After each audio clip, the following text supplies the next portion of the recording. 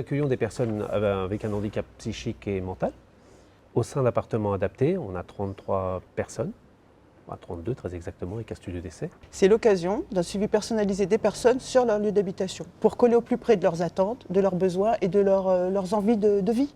Ça aide à quitter Cocon familial. le cocon familial. Et comme on dit, oui, c'est pas comme un foyer. C'est des studios, voilà, c'est des studios, c'est pas des chambres. En maison relais, c'est des studios avec s'il faut dedans, une kitchenette, enfin, un studio, voilà, c'est pas une chambre. Et il y a toujours un accompagnement, voilà. Mais la maison relais, il y a quand même de l'autonomie. Mais elle porte bien son nom, hein, c'est la maison relais, donc on va à 5 ans, enfin, ou 2, 3, 4, 5 ans, je ne sais pas pour qui, enfin, Carole c'était 5 ans, et ensuite, c'est vraiment le pied à l'étrier, et elle passe à autre chose. Ça, c'est vraiment, elle porte bien son nom, la maison relais. Il est hyper varié mon quotidien. Ça va des espaces verts à la réparation de tous les bobos qu'on peut trouver dans les appartements, de montage de meubles avec les résidents tant que possible, et un soutien dans les gestes de la vie quotidienne. J'ai tout un rôle dans l'aménagement, l'animation des moments collectifs, les repas le soir, parce qu'on est un peu unique. On est une présence quelque part de 8h30 du matin à 21h. C'est pas rien. Et ça permet qu'il y ait toujours quelqu'un pour discuter, voilà, on peut se rendre compte si la personne, elle va bien, va pas bien, elle peut nous raconter sa journée. Il faudrait éviter de confondre maison relais et SAVS suivi extérieur, quoi, compagnon, parce que c'est personnalisé. Donc chaque personne est unique et différente, ça on sait depuis longtemps. Donc on ne peut pas se mettre à la place de quelqu'un d'autre.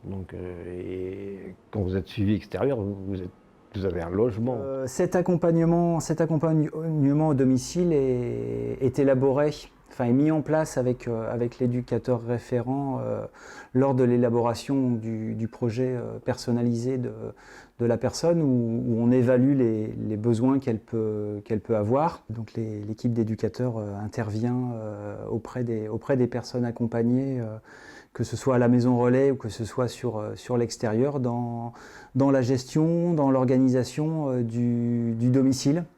Voilà, sur des aspects qui vont être l'entretien du logement, l'équilibre alimentaire, la confection de repas, un travail autour de l'hygiène, un travail autour de l'estime de soi et de son apparence physique peut être mis en place et est mis en place par les éducateurs.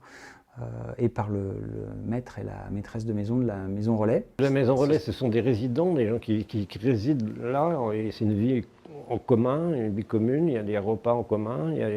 Le SAVS en lien avec la maison relais, c'est un suivi un peu unique dans la mesure où on propose tous les soirs à certains de manger en collectivité, chacun à sa tâche. Les personnes accompagnées se retrouvent avec des professionnels, éducateurs ou le maître ou la maîtresse de maison, pour apprendre à élaborer des repas, pour élaborer des menus et pouvoir essayer d'avoir une alimentation la plus équilibrée possible. Pour moi, je pense qu'on est une équipe à part entière, hein. On est un groupe, Maison Relais SAVS. Pour moi, en tout cas, ça fait qu'une seule équipe. On travaille en lien.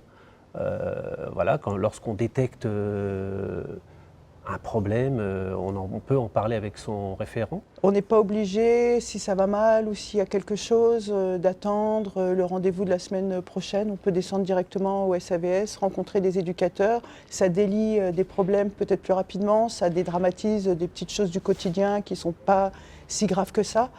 Et puis ça permet d'être toujours en lien avec quelqu'un. Je pense que ça c'est important pour des personnes qui sont des fois isolées.